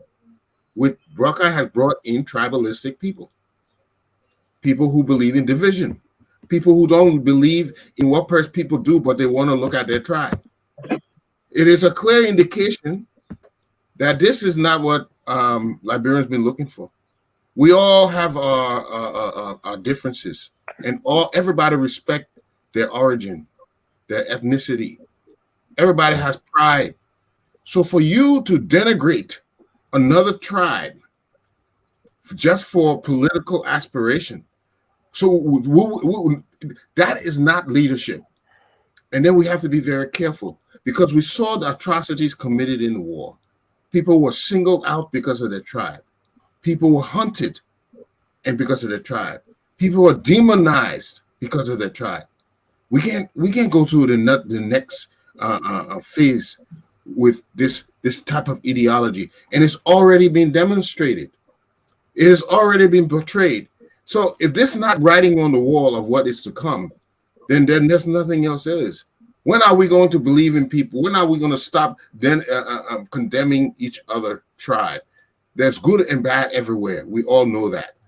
And I'm not going to go on to say anything about his leadership, but that aspect, the fact that he mentioned something like that is lack of leadership on his part, and it may be something else that is going to be injected should they become successful. Mr. Kamara, can you defend the Unity Party here? Because the Bassa belt that everybody was quoting has been insulted to some degree. He apologized to Nyobli Kanga, but the Bassa people that cannot be trusted, we are many, and we're not taking this line down. Mr. Gilman, first of all, there's nothing to really defend, because there's nothing happened between the Unity Party and Yombli in that regard. Prince Johnson is a grown man. He takes responsibility for what he says or does. We have communication that Yombli did not even take him seriously. He went over, apologized, not only sent a text message, but actually they went over and they met, and Yombli forgave him. That is an individual, and the reason why Prince Johnson had a whole press release on that forgiveness process is because Unity Party did not appreciate his action. He knows how many text messages he received from because of his action. So there's nothing to defend. Yombli knows Unity Party. Darius Dillon knows Unity Party. The Bassa people love Joseph Nyuma Boakai. They really, really do. And this is not for any political or any point intended. They really do love Joseph Nyuma Boakai. And that's how it stands. It wasn't reflected in the last election, Mr. Kamara. If they really love him. What do you mean? It wasn't reflected? They didn't vote for him in large numbers. They rejected him last election. You know, but because of the veracity and authenticity of this show, I noticed some comments said that Prince Johnson never made remarks. Gamer, do you have the clip of those remarks so we can play for the audience? I don't have it. Maybe on our next show, when Mr. Dennis is here. Prince Johnson did make derogatory remarks. So, but what we are saying, you cannot attribute Prince Johnson's action to that of the Unity Party. I don't think that's fair. I think, Kamara, you got a point there, but I think the Unity Party should have come up with a statement disassociating themselves. Man, you talk too much. You think this is a talking society? Everything you got to talk. We've already. What a talk show, my man! What a talk show. We've already discussed. I told you, Unity Party front. No. And he apologized. You want another long document from Unity Party order? No, this not belong. Go ahead, belong to a whole different political party. He does not belong to the Unity Party. Yeah, but Aliyu, it's strategic. You have to distance yourself from ill statements. That will protect. Right. They will protect the party by distancing yourself. What we are saying to you, we know you guys are politicians, but what we are saying to you is, are you not a politician? This issue has been resolved as far as Unity Party and Yombli is concerned. This issue has been resolved. We're not just talking about the two. The Bassa people are the people we're talking about who has a lot of voting power. As far as the Bassa people and the Unity Party is concerned, this issue has been resolved. Okay, now Mr. Kamara. it makes sense to keep, propagating it because it makes for a good show. But as far as we know, we're not just talking on the surface. As far as we know, it is not a big deal. Costa accused Boyka of being a tribalist. Called him a very tribal, tribalistic person. Costa is with Boyka at the same time. So what's the point? The point No, here he wasn't. He wasn't at the ceremony. Listen, the spokesman for Boyka said the man is a tribalist. He said the man. He said you guys just running all over the place. Let's go to the third topic here. He's a tribalist, but he's irredeemable. He can't be redeemed. So no matter what. Let's go to the third. Let's go to the third topic. Mr. Kessley. Yes, sir. Mr. Kamara said, as long as they made peace with Yomli Kanga, they have made peace with the Bassa people. That's not what I said. That's not what I said. I said as far as I know, as far as we know, as far as you know, have no issues, none whatsoever. You said they reached out to Yomli Kanga and they have been resolved. I said, as far as we know, Yomli Kanga, all the Bassa people have no issues with the Unity Party. They had issues with Prince Johnson and his statement, not with the Unity Party.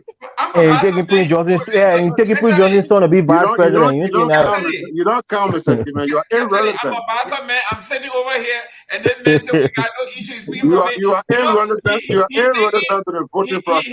He's thinking like Joseph Boyka. Joseph Boyka think once you get Prince Johnson, you get all the people. You get all the people for the back the right. You don't need to talk to the Nema people. You don't need to talk to them. All you have to do is talk to Prince Johnson. In October of 2023, please, the Bassa people be pleased. In October of 2023, we'll show you what a dividend is. Very soon, in October 2023, we'll show you what a political dividend is. Mr. Kamara just sat on the show and repeated exactly what I said about United Party and United Partisans. He just told Mr. Gayman that Mr. Gayman is irrelevant to the political process in Liberia. That level of unfortunate arrogance. That's Mr. Kamara speaking, not the United Party. No. That's the character of Omen Baka. That's the same thing Baka. That's what we call history generalization. Birds of a feather. Please give me a chance back. You cannot look at a fellow Liberian and tell him he's irrelevant. Now you're trying to appeal to his emotion. But go ahead. That man is wiser than that. Go ahead. Mr. Gaiman, can you please protect me? Because may not give me a chance. Go ahead. Don't let him play on you, Mr. Gaiman. They're looking for support. They're desperate. They're drowning. You're not looking for support. To okay, you're not looking for support. You're feeling winning. That your inauguration waiting for us. Let me talk, please. I beg you. Look, we in the ANC, we're looking for every Liberian citizen, including Mr. Gaiman. If he gave me the chance today, I will call Mr. Cummins and including Prince Johnson. Because every Liberian is relevant to our political process. You cannot try to downplay the significance of people. Mr. Gaiman, you allowed to begin to play on you? You shaking your head? Please, Mr. Kamara, let him have his 2 minutes, please. You know I can do that to you. Unity Party people, you gotta respect all people. Go ahead, Mr. Kamara. What Prince Johnson said is not only an attack on the people of Grand Bassa County, it is an attack on the women of Liberia. Look, see all the time the CPP. I mean, when they broke away from the CPP and they took Mr. Cummins to court, you cannot point to a single day where Mr. Cummins had anyone refer to Bassa people or women in any derogatory manner. No way. Now, as a responsible political party, you heard Prince Johnson telling you that Jeremiah Kun is his political son, and that he agreed for Jeremiah Kun to join Omen Baka on the ticket. And you try to tell us that whatever he says reflects on the United Party? No, it reflects on the United Party. The United Party should have come out and distanced herself from such a statement. In fact, Omen Baka should have led the statement to say the United Party frowns at what Mr. Prince Johnson said, because you have to show respect to people even when you Mr. do Gibbon, not agree when with them. others about to buy You road that have about Joe, we are West. Did the ANC come up? Mr. Kamara, okay. you Let gotta me wait. answer your Go ahead. question. I'll come back, but let me answer your question. Even though Isaac wrote the story or they wrote their book before he even joined our office as chief of staff, he was asked to resign by Mr. No, Cummings. that's The not what women, I asked for. oh, Did the Baba, give me chance now. ANC come Give up me with a statement? chance. Give me chance. Give me chance. Mr. Cummings is the political leader of the ANC. He asked Mr. Tukba to resign from his office. What more did you expect? You didn't answer my What question. will you do? He released a statement on behalf of the ANC. Even though Mr. Tukba's action happened prior to he even joining the ANC and becoming chief of staff to Mr. Cummings. Look, Mr. Cummings has displayed responsibility. You cannot even compare Omen Baga to Mr. Cummings when it comes to leadership because they do not match. So what happened when we were in the CPP? Mr. Cummings and Omen Baga, had it not been because Bernard Yure and Yomli Kanga Lawrence came to Omen Baga's rescue, Mr. Cummings had Let me hear him Mr. Eastman, man. Mr. Eastman can Omen teach Moba, my Baga brain. was lost. You saw him, he Moba, took his bag, he ran away from the CPP, he ran away from Mr. Cummings. Let me Moba, hear Mr. Moba. Eastman. Let me push back on that. Let me push back on that One minute, yeah, because go ahead. Musa Belete called her the H word. You remember that when Musa Belete called her the H word? I don't want to say on this platform. And he was a part of the CPP at the time. When they had a little confusion, he called her the H word. We didn't hear Mr. Cummings condemning that. At the time you're talking about, was Mr. Cummings and the Liberty Party exclusively in a collaboration? No. But they were associated, or closely associated. Excuse me. Was Mr. Cummings the Is head of the CPP? MDR in collaboration with In Unity fact, Party? what you have just said, Guys. again comes back to Omen Yeah, Baka. yeah, That again shows, and come that, in, please. Mr. yeah, Clement, please give me a go chance. ahead. Come on, What Len. Elvis has said also comes back I want again to hear to Omen Mr. Baka. Eastman. Mr. Eastman can teach That my brain. shows that Mama, you Omen can Baka see me. does not regard women. He was the head Okay. of the CPP at the time that statement you are quoting was made. Why All did right. he, as head of the CPP, release a statement on behalf of Okay. the CPP? Why did he do it, Mr. Norris? You answer that Right, question. Morris. Morris, sorry. Morris. Morris, you answer that question. Why Omen Bagai didn't release a statement on behalf of the CPP? Okay, but listen to the host now. The host won't take all the Morris, No, show. Mr. Morris. Morris, Yeah, go ahead, when Mr. you Gaiman. answer that question, let's go to our final topic here, which is the the ANC scheduled convention in Nima County. Why now? Why everybody? Some people said ANC waited to see what Joseph Waka did and all of that. Now, all of a sudden, we have a convention in Nima for the ANC. Talk to us. I like the ANC in one regard. They like to put on the facade of a true democratic political party. They're going to a convention to pick their standard bearer and their vice president and all of that. It seems good, but what's going to happen at the convention? Cummings is going to be the standard bearer on white ballot, and then maybe they already have a vice presidential pick, maybe coming from the Unity Party. If it's not going to be Yomli Kanga Lawrence or Taiwan Gonglo, it's probably going to be somebody who is not very well known or very popular within the bailiwick of our political system in the country. So for me, I think Cummings is trying to go. He's half A in this. He's doing it as if to say, you see, we're different. We do things by the books. We do things the way it's supposed We're to be different. done. But at the same time, he's being elected on white ballot on a post. Everything is just if you come into this political party, don't even think about He's being elected contesting on a for post for so undemocratic. and so. Don't even think about being contesting for so and so position because it's already being filled. That's undemocratic in my eyes. Democracy is for everybody to participate. Those who have the means But the and who process have is the open. You don't popularity stop to anybody from registering. participate. You go register. No, but the standard You go bearership is register. not open. The standard It is bearership is not open. it is It's not open. open, but You have it's to be not a member open, of the Moba. party. It is Don't open. say that. It's not Why open. would we have a convention if the process is not open? Come Mr. on, man. Kessler, we have a convention coming up, the ANC convention in Nima County. Absolutely. What, Then you say what it's not is it? open. What You is go it? register. What they say we are expecting?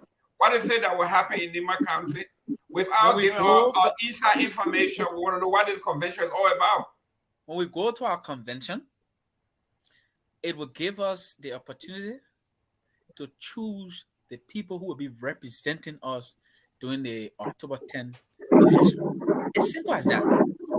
If Mr. Morris wants to go and register to contest for the standard bearer position, It's in the it's CPP free. He can do framework that. that Cummings is the standard bearer already. It's only a formality. I think Mr. Patmore said it here Can you last give me week. a chance, It's only a please? formality. Go Whoever, ahead. but it's not only with the standard bearer position. There are other positions in the CPP Yeah, but that's what I'm who are saying running because the for standard bearer Senate, position is already locked. It's already been who are, picked. oh, excuse me. Whatever happened was done democratically. The Liberal Party had a convention. They endorsed Mr. Cummings. The ANC had a convention.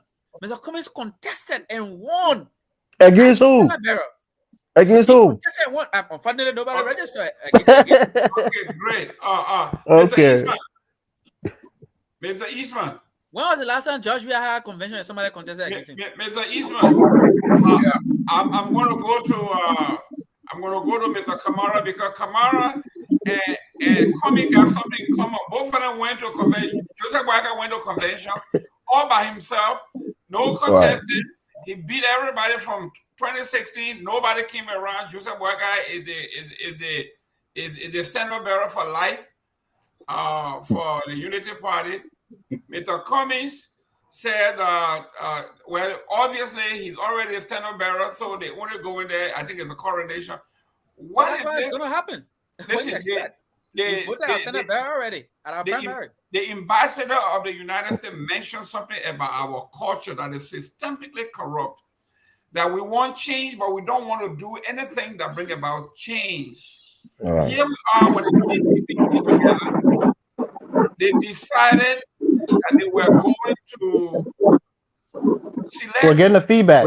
Somebody Yes. need to mute their phones. Why did everybody go on mute while Mr. Gaiman talking, please? Yeah, the folks got together. There were no primary. They decided, no matter what, we are going to select Dylan to represent us against the CDC. There's no chance. So it looks like for some reason we are looking for a change, but we don't want to put in the work.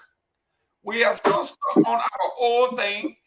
If we believe this man is our man, that's him. Like Tottenham used to say, I may not be the man you like, but I'm the man you got. Talk to us. This is concerning, Mr. Eastman. Yeah, the democratic process, it enables everybody to play an active part in the selection of leaders and representatives. However, if there's a common consensus amongst the people that this is the best person or this is the person we want, if it's already a common consensus, then it's understandable that they don't have to necessarily go through a voting process since it's already a common consensus. But so in other words, rules were made for men, but men are not made for rules. So if the rules don't apply in this case because everybody already agreed that this man should be, then there's no need. However, the democratic process enables everybody free and fair selection of candidates that will represent the people. So that's why that process is used to go about selection. Now, this convention that the ANC or the CPP is about to host, I think there's still a lot of missing representatives there. And I think they're going now to select those who will be representing the CPP in the upcoming elections. So they've got a lot to do, not simply the selection of the standard bearer, as that has already been done, but they've got other things to meet out and to come to decision on who will be representing in the various regions. So there's more work for them to do. So it's not only about picking a standard bearer here. It's about more work to do. But in Unity Party, I have heard some Unity partisans when Buckeye was elected to go, or rather chosen. there were some partisans said, "Well, why couldn't we have gone to a convention and decide who we wanted for Unity?" This is not CPP now. I'm talking about Unity by itself. They have a lot of young, brilliant young men, such as Aliyu Kamara here, UPP partisans. They never got a chance. They may have other voice, but they never got a chance to voice. You see, when people voice who they are, what their agenda is, what they're trying to do, everybody learns from them, and everybody now this day, even if they don't get chosen, but now you know this person has some ideas. So for the future, this person could be incorporated in our selection process. But when you deny everybody the opportunity to represent themselves, to contest any position, you are stifling and, in fact, impeding the progress of the party itself. That's how parties develop. Let the young minds come up. Let the youth represent themselves. They are the future. But by simply endorsing one person and not giving everybody a chance to present who they are, I think the party lost an opportunity for new aspirants to introduce themselves. So after Buckeye's tenure, or after the election, if he is not fortunate to win, who is the next leader in Unity Party? You don't know them. They never had a chance to voice themselves. Who is the next candidate? You see, that is why it's good to go through these processes so you can identify people who have the potential to be leaders. Good point. Well said. I think you're muted, Mr. Gaiman. You're muted. Yes, we are at the end of our show here. We'll read few comments. If there's any call, we'll answer them. But let's go to one particular comment here that I think everybody should take a shot at. This is from Actual Factual. He said, how is dividing position in a government a form of corruption? I think Mr. Eastman, you take a first crack at that. Well, when you go in the process of selecting individuals to head different organizations, different ministries, you want to pick the people best suited for the job. You don't want to make it because, well, MDR is supposed to have these few divisions, these few positions, and so we will let them pick. No, because when you go about doing that, when you put that person there, who is the person loyal to? You put that person there because he's an MDR representative. So will he be loyal to the president, or will he be loyal to the MDR? So you kind of undermine your ability to rule, and you undermine the commitment to the national government, because once they feel that it is because of MDR they've been put there, or because of a certain party, they only have loyalty to that party. So using that, it's been done before, not only in Liberia, but using that method has a way of undermining itself, because it doesn't guarantee the best choices. It doesn't guarantee loyalty to the president, and it doesn't even guarantee that the person will be fit to do that job. Excellent. You know, so let me take a stab at it quickly, Mr. Gaiman. Yes. Morris, go ahead. Yeah. And the thing about it, in mature democracies, people vote on ideas. They vote on ideologies and policies. In undeveloped democracies like ours, this is what you call quid pro quo. If you vote for me, I will give you this. It's almost like, telling somebody you'll give them a bag of rice because they vote for you, you're bribing that person for their vote. So in essence, it's a bribe to a political institution that if I get your vote, I will give you certain, position. It's another form of bribery. So I can, I would just make it that simple. Yeah. Mr. Kessley, this person, this one stood out, and I just want to also read it because it's so poignant. You see, one of the reasons why a lot of people in Liberia call Mr. Cummins the names they call him is that Mr. Cummins has refused to make a promise for anybody to say, oh, when I'm president, I'll make you this, I'll make you that, for you to support him. Mr. Cummins always tells people, that it's about Liberia. If you want change in Liberia, then you should support me. Now, what the reason I'm saying that is to say, when you are president, you become the chief architect of our policy draft. You decide where the country goes for 6 years. It is your ideas that run the country. You are the chief policy maker, not the legislature whatsoever. And you should be given the freedom or have the freedom to decide the caliber of men and women who can drive your country to where you want to see it in 6 years. If you allow a person to make commitments before becoming president, when he comes to the presidency, that individual will no longer have the exclusive right to pick the right kind of people to steer the country in the direction he wants to take it, because those people will not be exclusively loyal to him. They'll be loyal to their political parties, knowing that even if you were to fire them, the position still remains for the political party. In fact, the chances for you to fire them, even when they are wrong, get reduced. So that's why it is a bad thing to make promises of position. And by the way, Oben Baka does that often. He makes promises. The same thing CDC did. CDC made promises to people, and they came. That's how they split the whole country. You saw it. People from ALP, PDP, they were loyal to their parties and not loyal to the government. You don't want to repeat that kind of mistake. Unfortunately, Omen Baka has repeated the same mistake. He told Prince Josie. Now Prince Josie asked him for the Ministry of Finance. He They told ask Prince you Josie they will about have it. the They Ministry of ask Finance. you about the It's post. unfortunate. It is institutional corruption. Thank you. Say that again, Mobile, about the Ministry of Finance. Say that again. Prince Josie asked for the Ministry of Finance and they gave it to him. If they were Wow. Wow. Mr. Kamara, They're beginning 1 to minute laugh about it. to do your closing, to then you address still all laugh. of this in your You see, closing. the We man got trying to no discredit other time. Let's panelists on go the show. ahead. Give Mr. Kamara time to address. Go ahead, sir. You Let got me 1 give you minute time. to I'll be address fighting this him and in do my your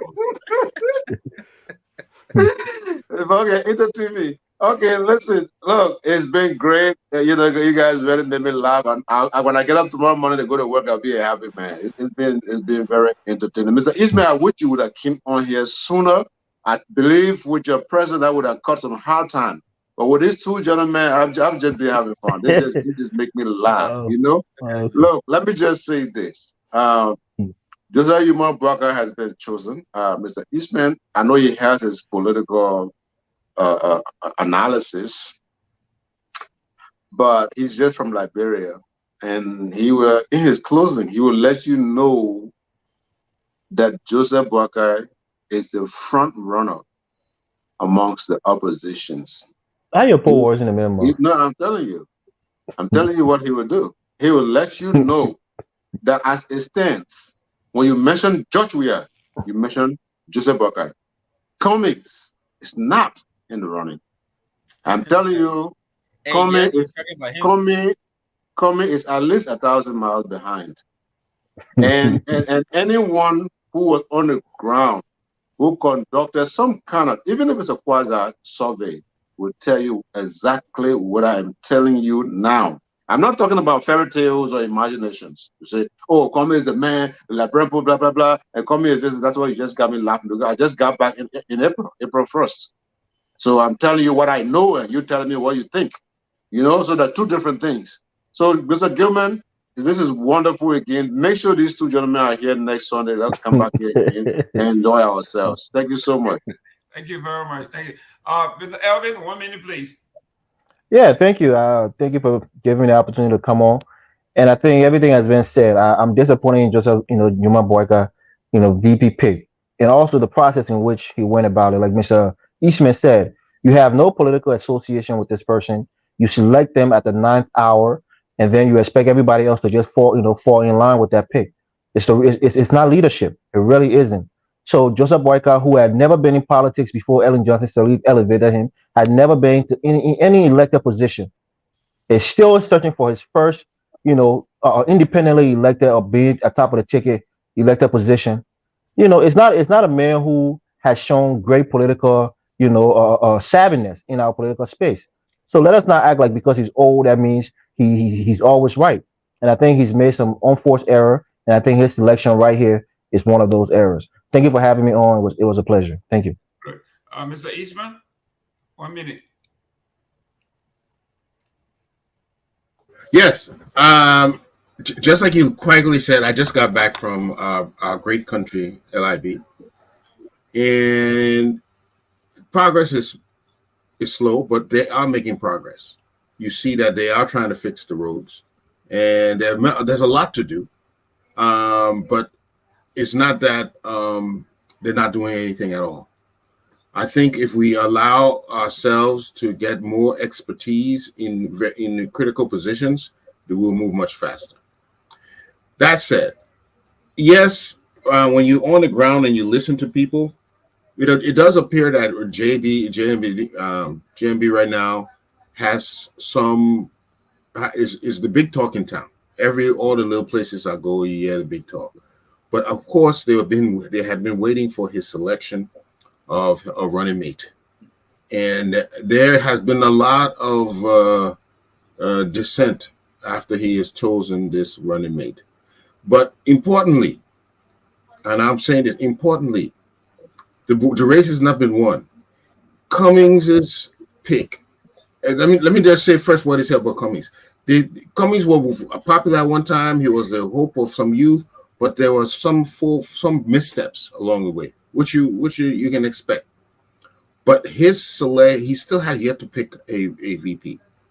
If he can strategically pick a VP and jointly they start correcting the ill steps they made, they start reaching out to the various areas that will be strategic and critical.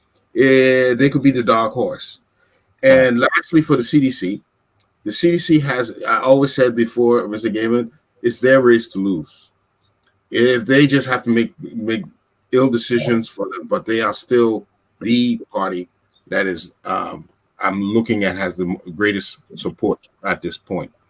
But everything you do, everything you say, everything you do has an effect on the vote. So it's still open. It's a pretty open race, and that's my observation.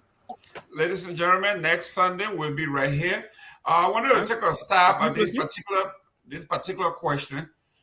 If you look at I haven't closed though. Okay. Oh, go ahead, sir. 1 minute. Yeah. Okay.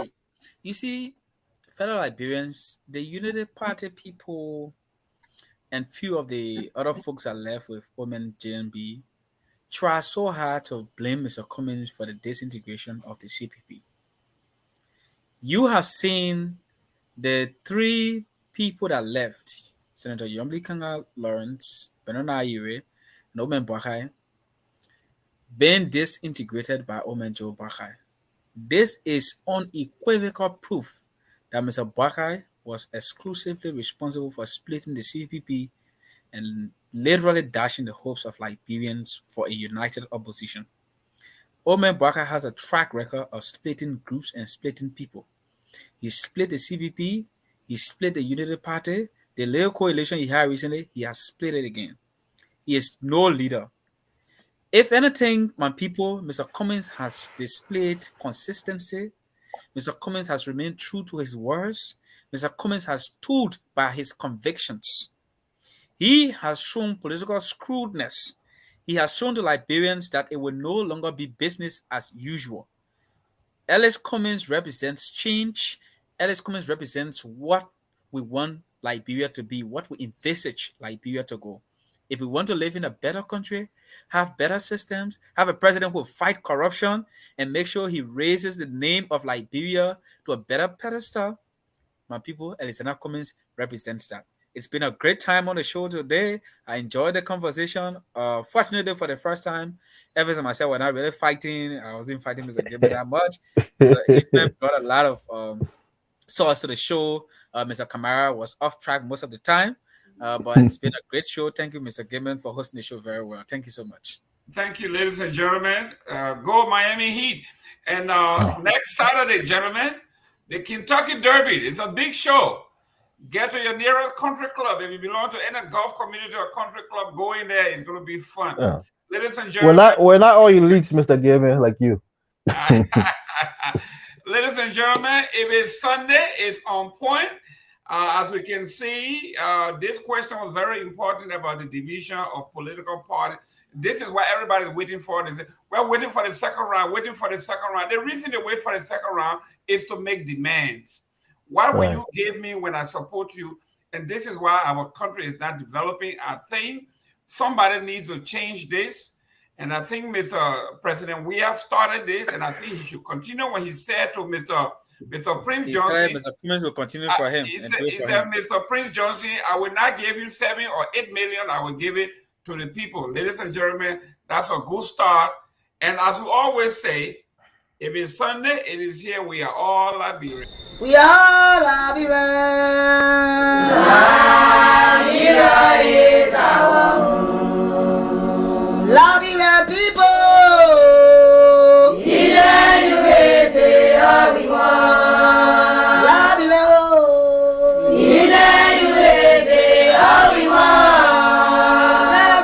Liberia.